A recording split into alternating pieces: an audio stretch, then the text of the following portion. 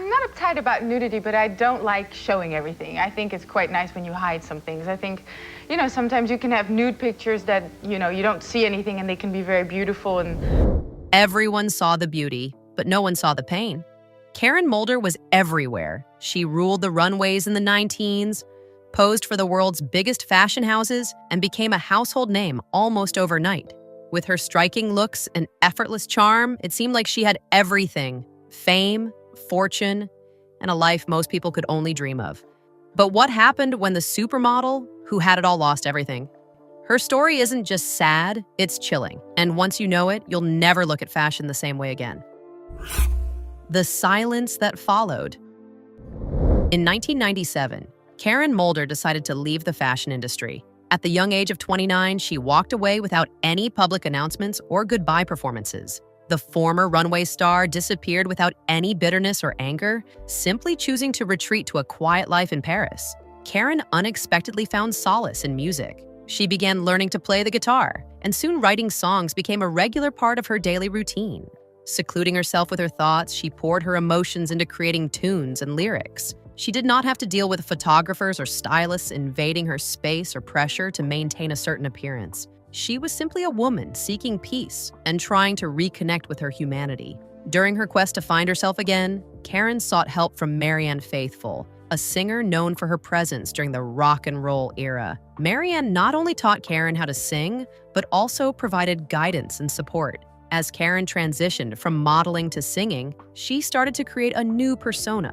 This transformation was a personal and internal process that mandated a lot of effort. Her former colleagues from the fashion industry did not comprehend her choices and criticized her actions. They couldn't understand why she would leave behind a lucrative career that paid $10,000 per day and reject worldwide recognition. Karen was aware of the solution. She grasped a deeper meaning than just wealth or status. Being in that environment felt stifling. It had hurt her emotionally, leaving her drained. She wanted to leave in order to live. For 4 years, she stayed out of sight. 4 years of recovery. 4 years of attempting to put the dark moments of luxury out of her mind. 4 years of figuring out how to truly live again. In 2002, the phone rang, and the producers from Tulay and Ampars, France's largest talk show, wanted her to appear as a guest. Her first single had just entered the charts. The song was mellow, emotional, and filled with both pain and beauty. Being asked to be on the show felt like a hint that it was the right time to make a comeback. Instead of returning to the fashion runway or magazine covers, she would have a simple interview about her music. On the night of the show, the studio was full of excitement. The lights were shining brightly and every seat in the audience was occupied.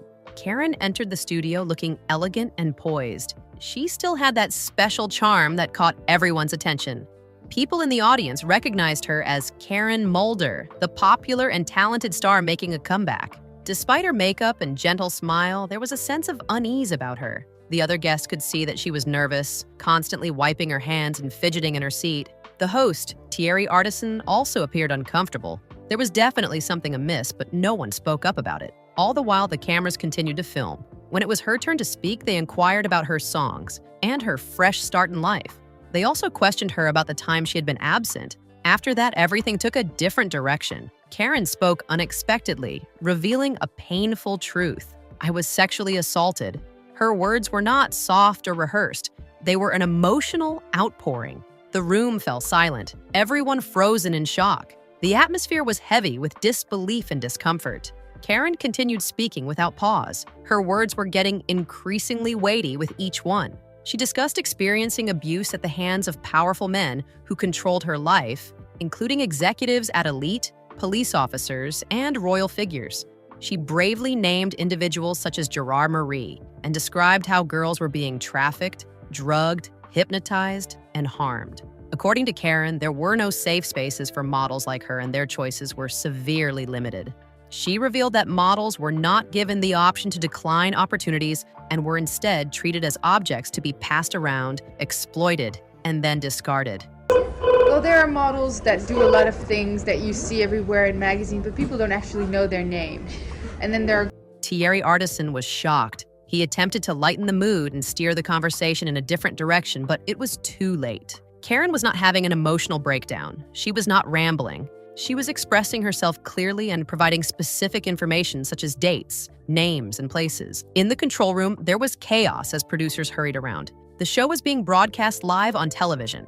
Karen Mulder, a popular supermodel from France, was revealing a troubling secret to millions of viewers. The master tape disappeared quickly. They claimed it was destroyed to keep Karen safe from herself. The official explanation was that Karen was confused and disturbed, and therefore not to be trusted. If she was out of touch with reality, why get rid of the evidence? Why not let it come out and be proven false? Why erase it completely? The media did not inquire about Karen Mulder's situation. Instead, the headlines sensationalized her breakdown, referring to it as a supermodel meltdown on live TV. They were more interested in the show she put on rather than what she was saying. They focused on the sight of a beautiful woman falling apart in front of the camera. In her apartment, Karen felt alone in the quiet. She reached out to make calls and tried to explain herself. She confided in friends that the burden of carrying the truth had become too much. Some friends listened, but most did not believe her. The world was not yet ready to accept her story. Her sister Saskia received a phone call that night, informing her that something had happened to Karen. Concerned individuals were troubled by Karen's alarming statements and the sound of her voice, indicating that she was not well. They advised Saskia to come over urgently. Saskia took a plane from the Netherlands and reached Paris after 2 days. During that period, the city had become hostile towards Karen. The media made fun of her and influential people ignored her. In private, the system that had previously supported her was now trying to make her disappear. The outcome of the situation is still unknown. Some believe that Karen stopped speaking as a result of being ignored, while others claim that she was threatened and had visitors come to her house. Another theory is that she left Paris quietly, relocated to a secluded village, and avoided speaking to the media entirely. There are no records of what happened that night in Toulay and Ampar. There are no official written accounts. The event has been erased from all records. The people who were present have different memories of what happened. Some think she was crazy, while others believe she was courageous. But everyone remembers the determined look in her eyes. She was a woman tired of keeping secrets. She was a woman who had the courage to speak out. Karen's words were never completely silenced by the world, as they continued to be spread through whispers, online forums, and the accounts of other models who bravely spoke out years later. Karen Mulder's vanishing light. Saskia showed up at her sister's apartment in late October 2001 when the leaves were just starting to change. She had flown in unexpectedly, expressing worry and stating that Karen wanted assistance. Some saw it as a kind act, while others thought it seemed too abrupt and convenient. Saskia claimed Karen was fragile and lost, struggling mentally and in need of professional help. However, those who knew Karen well were not sure about Saskia's claims. They said it did not seem like proper care. They compared it to being abducted. Karen Mulder, who used to be popular in the fashion industry, was forced into a car and taken far away from Paris to a mysterious place known as Villa Monsurus. Tucked away in the 14th arrondissement, this wasn't an ordinary clinic. It was a high-end facility where affluent individuals quietly dealt with family members they wanted out of sight. The upscale psychiatric center was where troubled relatives were kept hidden away behind thick walls and expensive treatments. There were no photographers, reporters, or commotion there. Just quietness, doors that could only be opened from the outside, and a medical team trained to sedate and isolate patients. Karen Mulder entered Villa Monsurus in November 2001 and stayed there without leaving for more than 3 months. During this time, she did not go out in public, talk to friends, or grant any interviews. It seemed like she had disappeared from public view despite her previous ability to capture attention with her grace, looks, and singing voice. The treatment and diagnosis process started at the clinic. The medical records listed severe depression, acute anxiety, and potential delusional episodes. The woman who recently accused powerful men on TV was now seen as mentally unstable and sick. Do you know who funded her medical care? It was Gerald Marie. He was the person Karen accused of violating her during a live TV broadcast. Despite her previous allegations against him, he is now the one providing financial assistance for her treatment. It is ironic that the individual she once spoke about with fear and confidence is now her supporter, ensuring she receives the necessary medical attention. He also served as the president of Elite Paris, a modeling agency where Karen had previously worked. The explanation given was that he was being compassionate. He was portrayed as helping a former model in need and having no secrets, only a generous spirit and wealth. However, there was a more sinister aspect to the story. Karen was heavily medicated and unable to provide a clear or consistent statement, while French prosecutors were diligently working on their case. They had opened an investigation with Judge Jean-Pierre Gary tasked with looking into the possibility of violation by unknown individuals. The challenge was how to conduct an investigation when the only witness was confined to a clinic. How can you inquire about things when the person who knows the answers has difficulty speaking? How can you collect proof when the medical professionals say your cause is not trustworthy? And Karen's relatives in the Netherlands, who are far away, were not supportive. Her parents spoke to the media, but they did not discuss violation or abuse. Instead, they talked about how doses, particularly cocaine and diet pills, had a negative impact on their daughter. They blamed the fashion industry for transforming their daughter into someone they no longer recognized, claiming that the pressure to be beautiful and compete had taken a toll on her.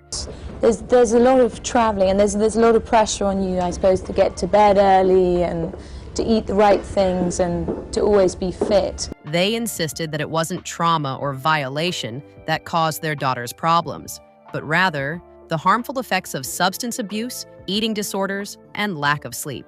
They claimed she had never mentioned being abused previously. They suggested she was unsure. Karen later stated she had never been dependent on anything. However, by that time, no one paid attention. No one pays attention to the woman confined in a mental institution. The women she used to be friends with on the runway, the ones she laughed and shared secrets with, they did not say anything. They listened to her, saw her cry. Some understood her, but they also knew the consequences for girls who spoke out. They witnessed what was happening to Karen, and none of them wanted to experience the same fate. Carla Brune, Karen's former best friend from their modeling days, was moving on with her life by pursuing a music career. She was avoiding any scandal by staying away from messy situations and dating intellectuals and potential leaders. The rest of the group followed suit and distanced themselves from Karen as well. Something unusual occurred next. After spending 2 weeks at Villa Monsuris, Karen penned a letter.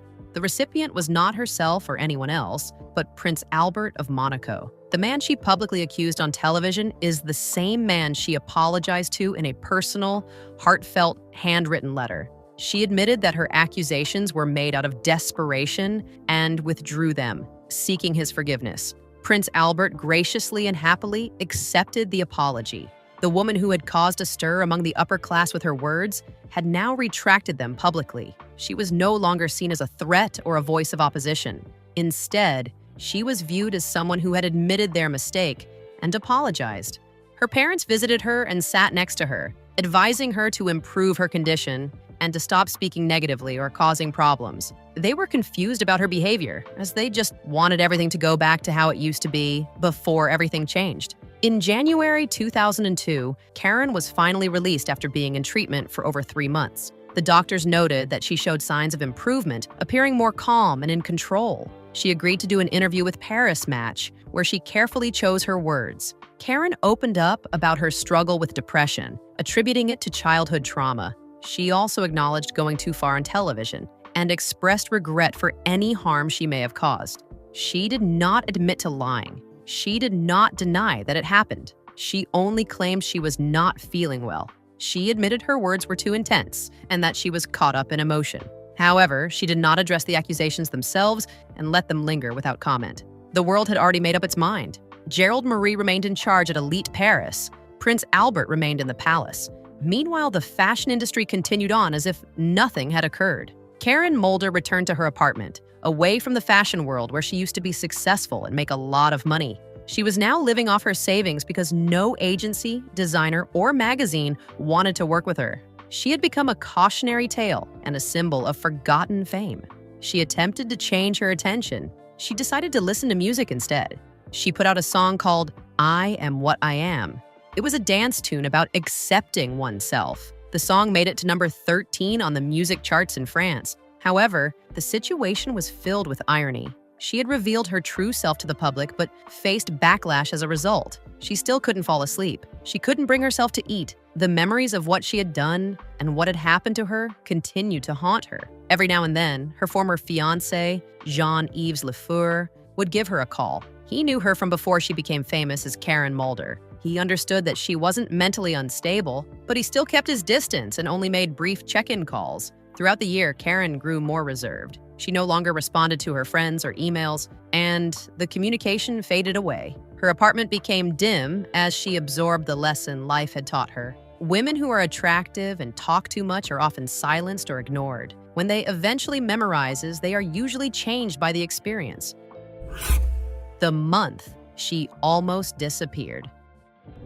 In December, Paris feels sad and quiet, with the sun setting early, chilly air, and long nights. While many people associate the month with lights and happiness, for Karen Mulder, December 2002 was the complete opposite. It was the most depressing and lonely time in her life, not due to the weather, but because of her overwhelming emptiness. She lived by herself in her apartment in Paris. The apartment used to be vibrant with flowers, cameras, and laughter, but now it was quiet. The laughter and friends were no longer there, and the world that used to admire her now acted as if she never existed. Only a year before, she was featured on magazine covers and recognized in the fashion industry. However, a single mistake on television, an outburst that was misinterpreted by the world, transformed her from a popular figure to being unnoticed. The negative labels like delusional, crazy, and hysterical were quickly assigned to her. No one bothered to ask why she was upset or tried to listen to her. Instead, they simply disregarded her. The sudden lack of support after so much chaos was too much to bear.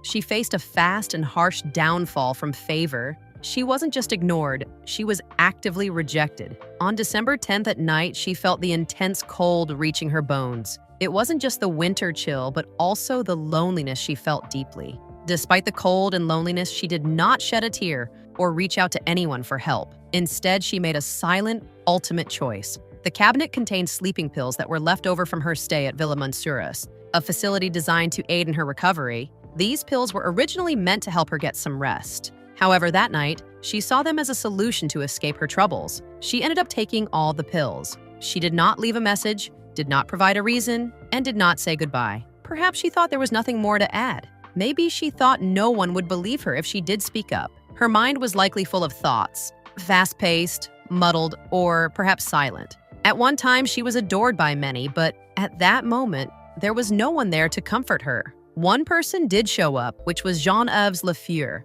Despite their engagement ending a while back, he still cared for her. When she did not answer his calls, he started to feel concerned and afraid. Since he still had a key, he decided to let himself in.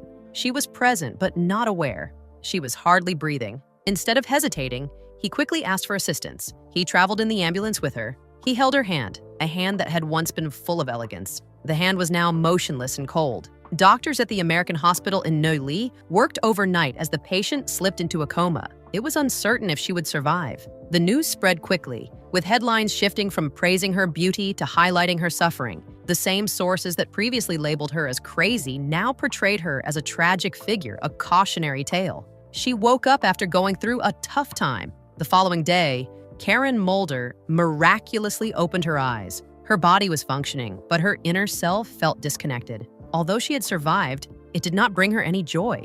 Instead, she felt as if she was being penalized. She did not feel saved, but rather neglected by both the world and death. The woman was hospitalized and examined by psychiatrists who diagnosed her with severe depression. This diagnosis was commonly used by the fashion industry to label women who were outspoken. It was a convenient term to describe a woman who had experienced a lot, felt intensely, and refused to be quiet. Her parents arrived once more, their expressions showing embarrassment and concern. They were not showing loving concern, but rather a judgmental attitude. Instead of asking about her well-being, they questioned her actions and how it reflected on the family. They were worried about what others would think and how it would affect their reputation in the neighborhood. Karen no longer cared about her reputation. She had let that part of her go. Instead, she was focused on her unsuccessful attempt to end her life. She couldn't even escape from her troubles. People from her past sent flowers but did not come to visit her. Some were unable to cope with the situation, while others simply chose not to. Carla Bruni, who used to be a close friend, had moved on and did not make any effort to get in touch. The lack of communication was noticeable and unsettling. Karen started her journey towards recovery in peaceful areas of Paris. In 2003, she underwent therapy, rehabilitation, and changes in medication. Her days were spent taking difficult steps forward, relearning how to breathe, smile genuinely, and be present without feeling invisible. She attempted a comeback in music. She put out an album in 2004. Her singing voice was always delicate and mesmerizing, filled with honesty. However, the public was no longer paying attention. The album did not gain popularity. Not because it was bad, but because her reputation carried negative associations. Instead of discussing her music, interviewers focused on her personal struggles like her breakdown, overdose, and fall from grace. She started to feel invisible in her town. Every now and then, photographers would see her at a coffee shop, sitting by herself and appearing weary. These sightings would end up in the news with headlines like, "Previous supermodel seen looking confused." Even her coffee order was seen as a sign of unhappiness. The city that used to admire her now trapped her. She wandered around its streets feeling disconnected from life. She was a legend that was too shattered to continue.